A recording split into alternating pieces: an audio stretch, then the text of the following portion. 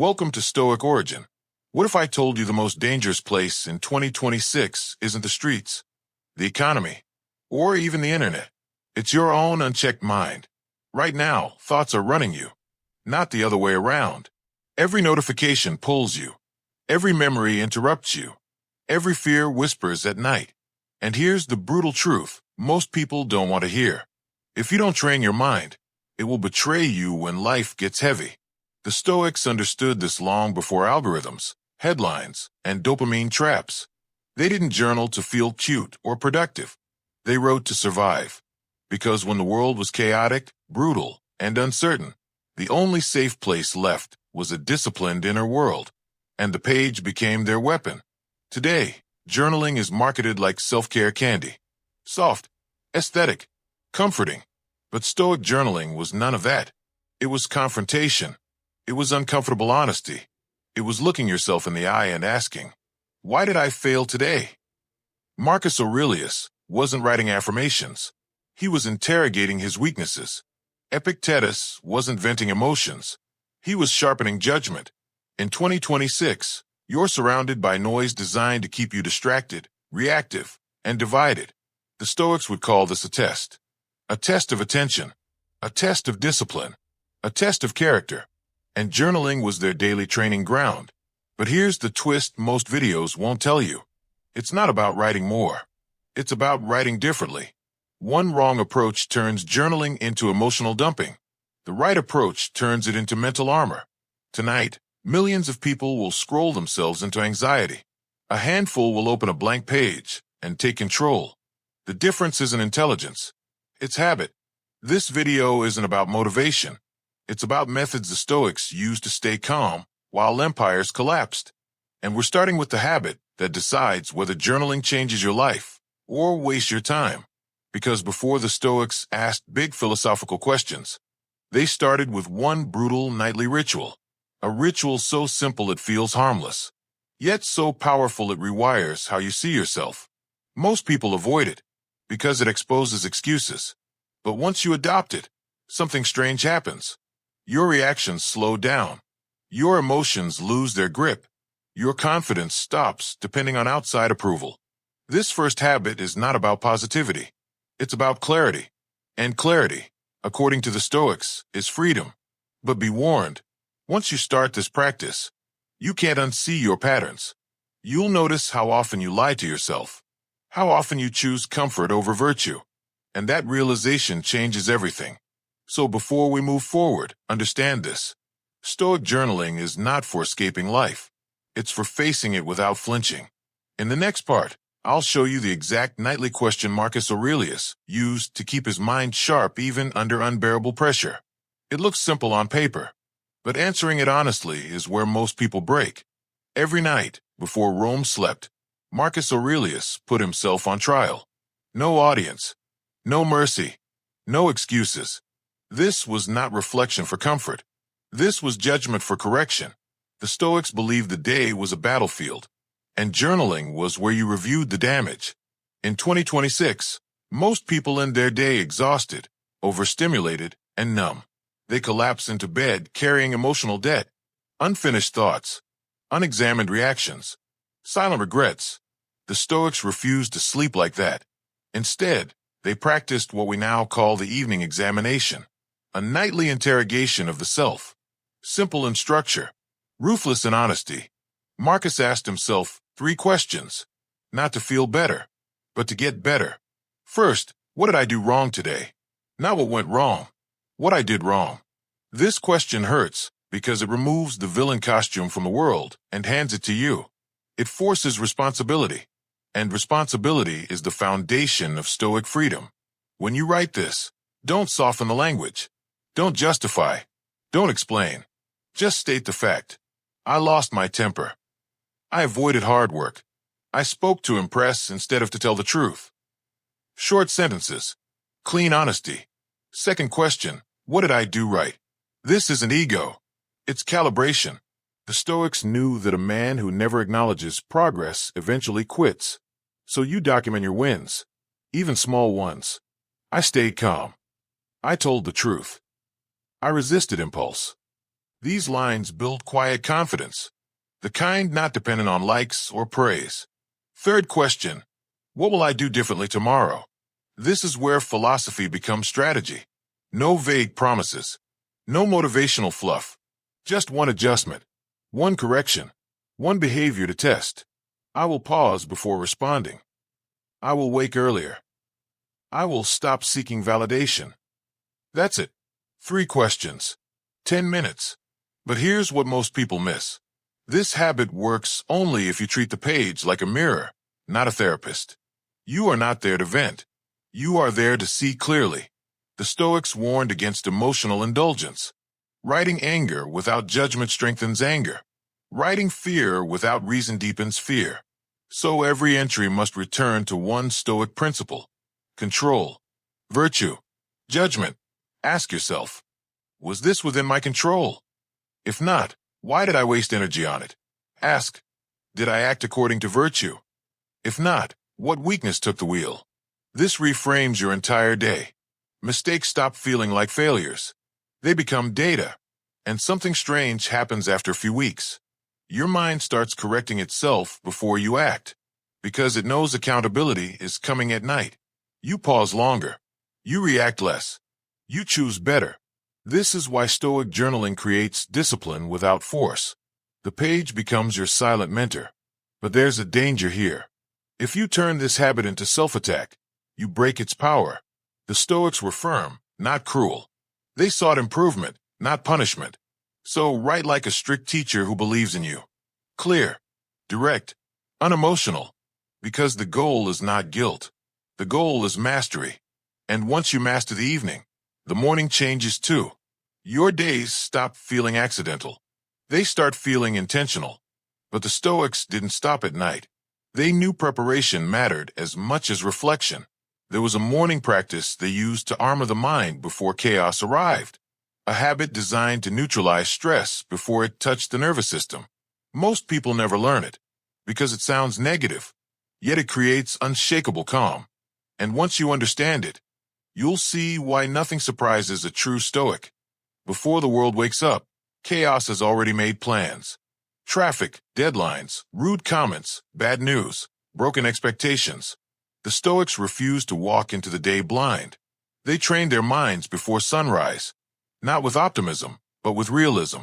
A calm mind isn't built after impact. It's built before, impactfully. This habit is called negative visualization. Sounds dark. Sounds pessimistic. It isn't. It's strategic preparation. Every morning, the Stoic imagines what could go wrong. Not to panic, to remove surprise. Because surprise is what turns discomfort into suffering. Once expected, adversity loses its emotional sting entirely for prepared minds daily. In 2026, we expect comfort and call it normal. So when life pushes back, we break. The Stoics flipped that expectation. They expected friction. They expected delays, disrespect, loss, and inconvenience. So when it arrived, they stayed steady. Nothing felt personal. Nothing felt unfair because reality matched preparation perfectly always. Your journal becomes the staging ground for this practice. Each morning, write a short list. Today, people may be impatient. Plans may fall apart. Effort may go unnoticed. Energy may dip.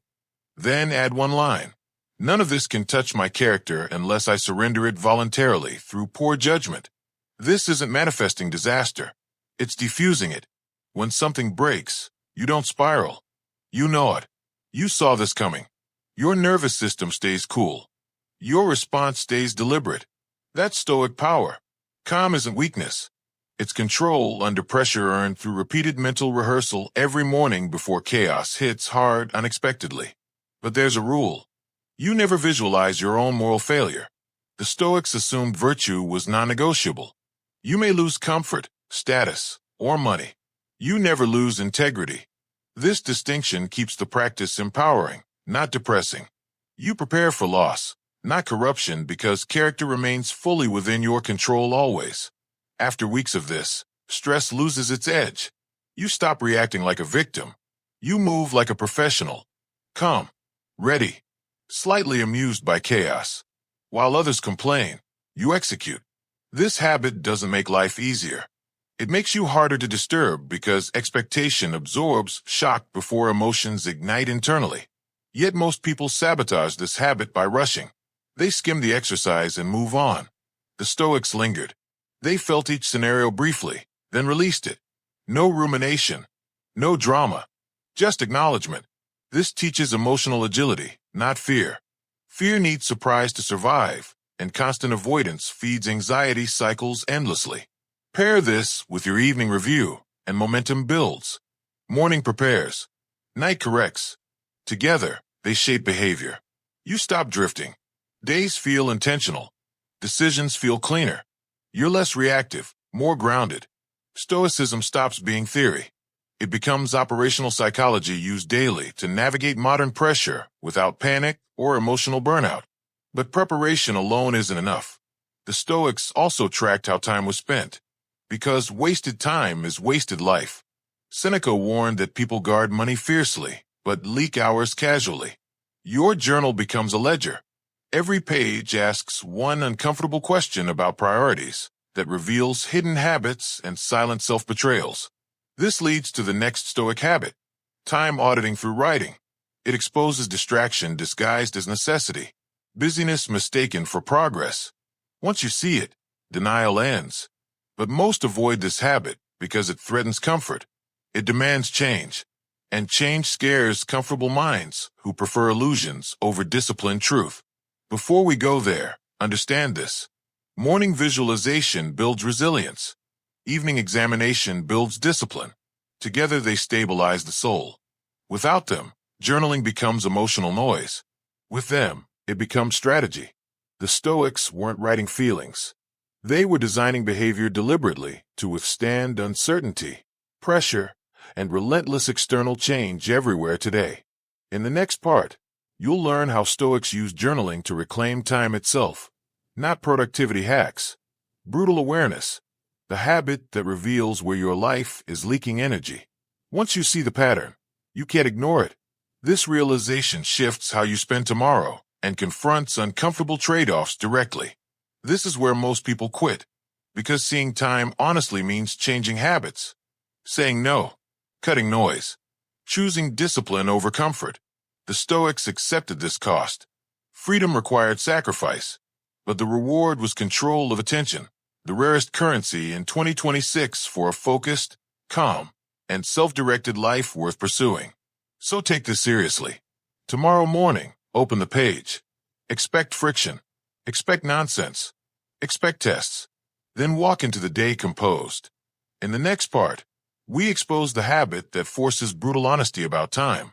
Most people aren't ready, but you might be if discipline matters more than comfort today. Time doesn't disappear. It's surrendered, quietly, daily, without resistance. The Stoics understood that most suffering comes not from lack of opportunity, but from unconscious spending of attention. Seneca warned that life feels short only because it's poorly managed. Journaling for him was a ledger, a place where excuses died and patterns were exposed under calm, unemotional light. This habit begins with one uncomfortable act, writing how you actually spent your day. Not how you planned to, not how you wish you did, how it really unfolded, hour by hour, behavior by behavior. No judgment yet, just facts. This is harder than it sounds because self-deception hates paper. Paper doesn't argue. It records. You write things like, scrolled aimlessly, checked messages again, avoided the hard task, said yes out of guilt, complained instead of acting. When written plainly, these actions lose their disguise. They stop feeling justified. You start seeing repetition. Patterns emerge. The same time leaks. The same triggers. The same avoidance loops. Awareness sharpens. The Stoics believed time was your most valuable possession because it never returns. Money can be earned again. Reputation can recover. Time only moves forward. Once a day is gone, it's gone forever. Journaling forces this reality into consciousness. Suddenly, wasting an hour feels heavier. Not because of guilt, because of clarity. After listing actions, you ask one question. Did this serve my character? Not pleasure. Not comfort. Character. Stoic virtue. Wisdom. courage, temperance, justice. This reframes productivity entirely. A day can be busy and empty, or quiet and meaningful. The journal reveals which one you lived without emotion or drama. This habit changes how you feel boredom. Boredom becomes a signal, not a problem. A signal that attention is drifting. That purpose is unclear. Instead of numbing it, you investigate it. What was I avoiding? What mattered that I postponed? The answer is rarely flattering, but it's always useful. There's resistance here. Strong resistance. The mind will argue. It will justify. It will minimize. This is where Stoic discipline matters. You are not prosecuting yourself. You are studying yourself. Like a strategist reviewing battle footage. Calm. Objective. Curious. The goal isn't shame. The goal is adjustment. Over time, this practice creates an internal pause. Before opening an app, before agreeing to something, before wasting an hour, a quiet voice asks, will this appear on tonight's page? That question alone alters behavior, not through force, through awareness. You begin choosing actions you won't have to explain away later. The Stoics didn't believe in perfect days. They believed in examined days. Progress came from noticing waste, not eliminating it entirely. So you don't aim for purity. You aim for reduction. Fewer leaks. Cleaner focus. Slightly better choices. This compounds faster than motivation ever could. Eventually, your journal reveals something deeper. It shows what you truly value, not what you claim to value. Where time goes is where life goes. This realization can be unsettling. Relationships neglected. Goals postponed. Energy spent on distractions instead of direction. But this discomfort is productive. It points forward. Once time is seen clearly, it can be defended. Boundaries become easier. Saying no feels logical, not selfish. You stop apologizing for protecting attention, because you finally understand its cost. The Stoics didn't chase balance. They chased alignment. Time spent in harmony with principles. This habit doesn't make you efficient. It makes you intentional. Efficiency without intention is just faster drifting. Intention anchors effort. Journaling turns vague days into deliberate ones. Slowly, quietly, without announcement. The change is internal before it's visible externally. When time is respected, another shift occurs. You stop postponing courage. Hard conversations happen sooner. Meaningful work begins earlier. Life stops feeling like something that will start later. It starts now. On the page. With honesty. With discipline. With a refusal to keep leaking hours unconsciously. This awareness prepares the ground for a deeper Stoic practice. One that strips away ego and reveals how much control you truly have. Not over events. Over responses. Over meaning. Over the story you tell yourself when things fall apart. That practice requires humility and a pen willing to write truths you've been avoiding. Most anxiety is born from a single mistake, confusing influence with control. The Stoics saw this as the root of emotional chaos, so they created a journaling habit designed to separate what belongs to you from what never will. This practice doesn't comfort the ego, it disciplines it, and once learned, it permanently lowers mental noise. Epictetus made it painfully clear. Some things are up to you. Some things are not. Happiness depends on knowing the difference and respecting the boundary without resentment. Journaling was how they enforced that boundary daily. Not in theory. In lived experience. On paper. In black ink. Impossible to ignore. The habit is simple but confronting.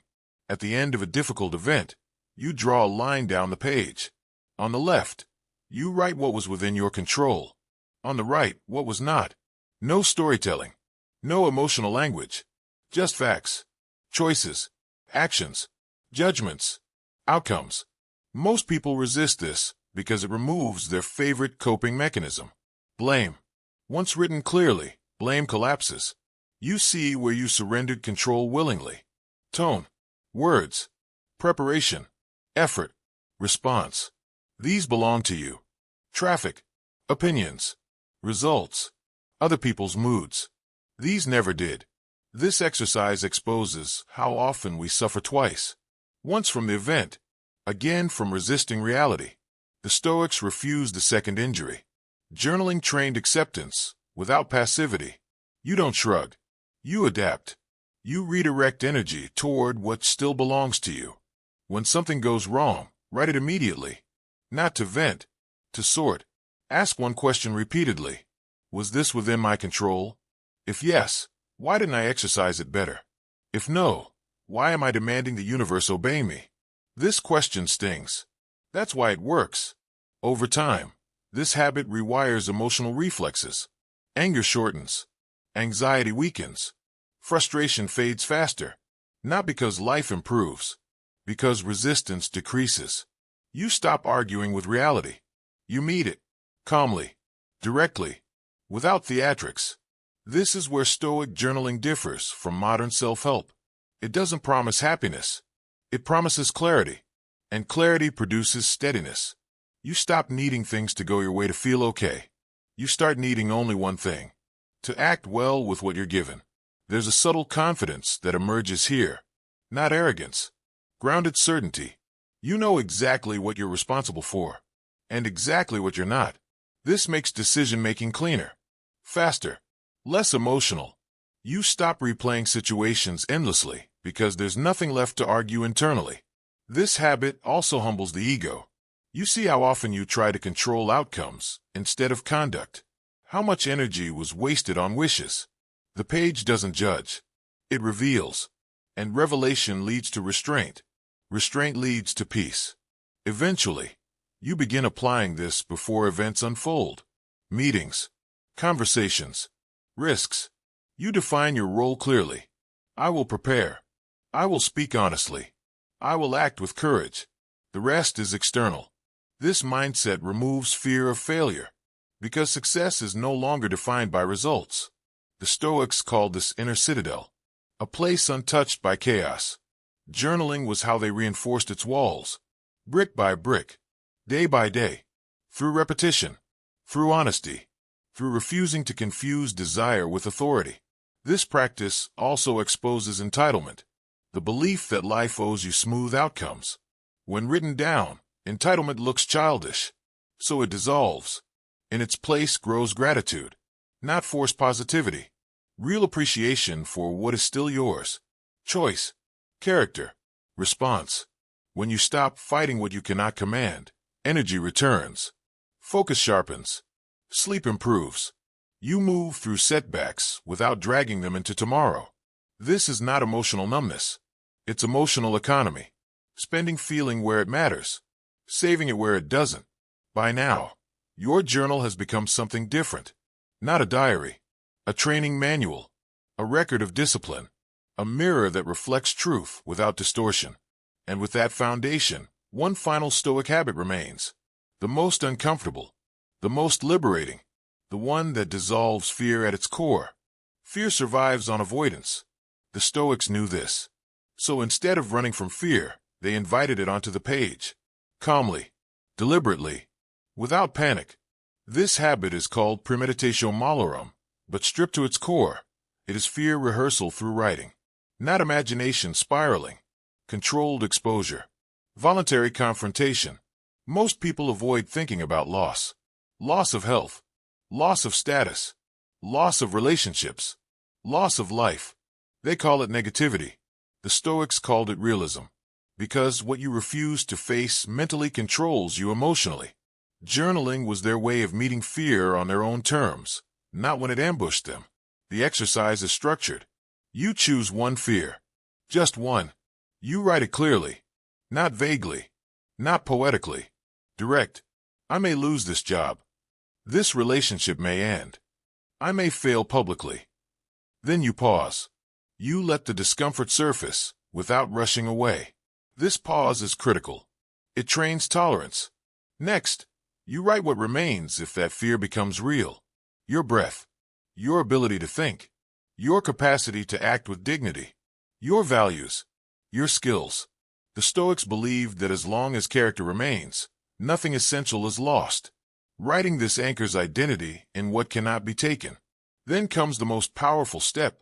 You write how you would respond well. Not how to avoid the outcome. How to meet it. Calm actions.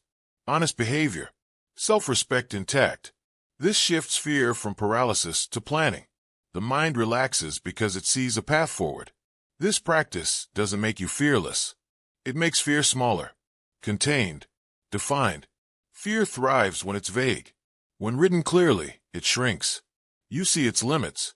You see its boundaries. You see that it cannot destroy you unless you cooperate with it mentally.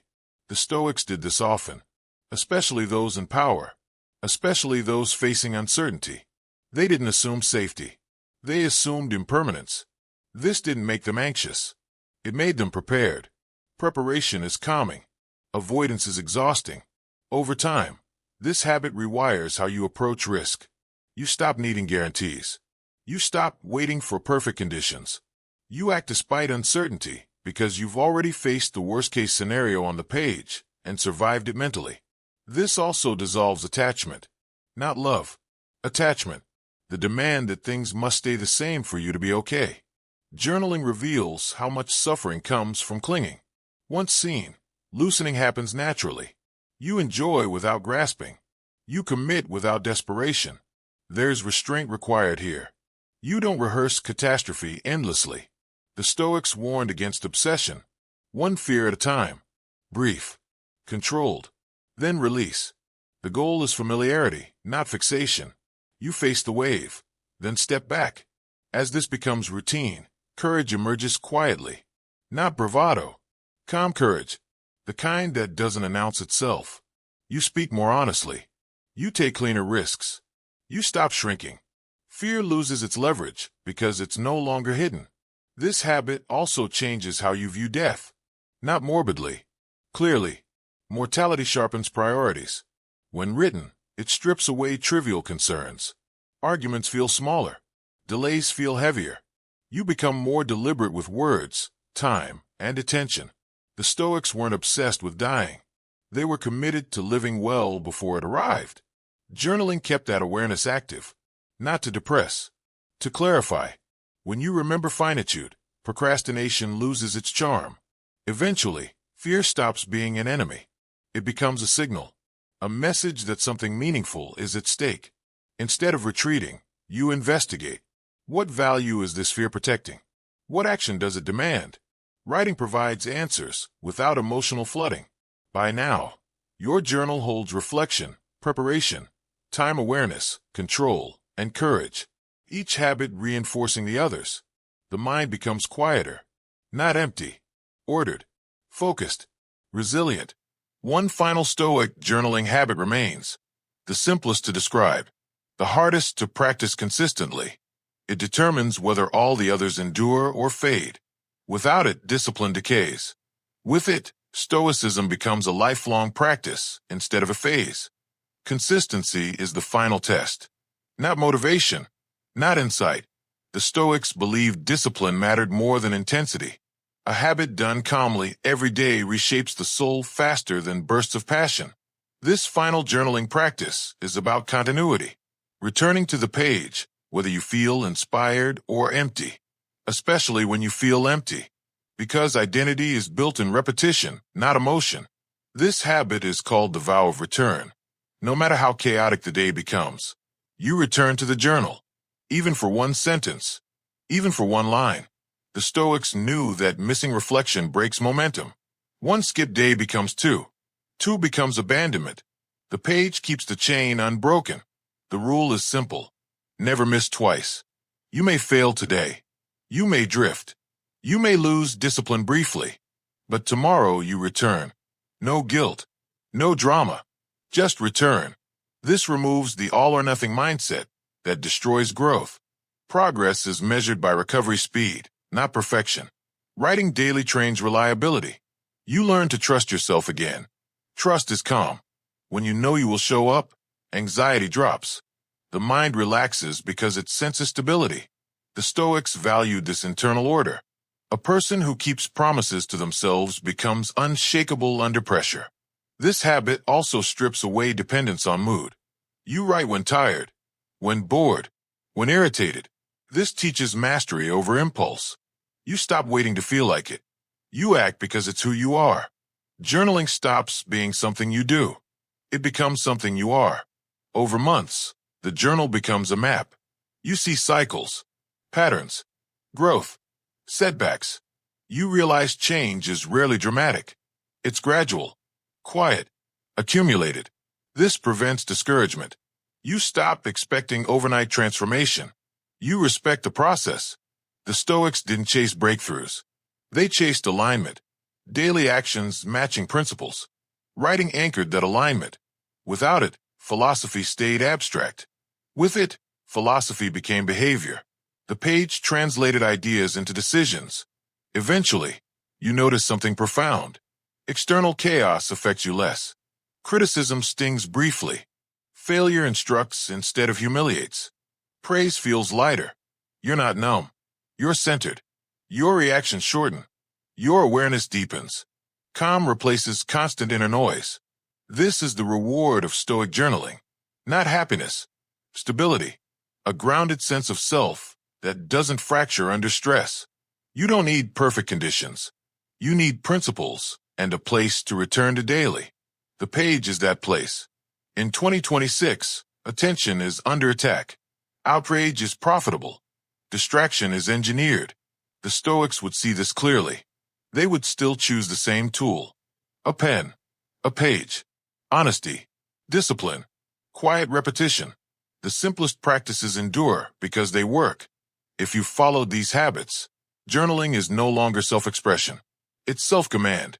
A daily reminder of what matters. A defense against drift. A training ground for character. This is why emperors wrote. Not to escape. To rule themselves first. And if this way of thinking resonates with you, take a moment now. Like the video. Share it with someone who needs steadiness. Subscribe to the channel Stoic Origin for more teachings that strengthen the mind instead of entertaining it briefly. Support what helps you grow. Remember this above all. You don't need more information. You need repetition.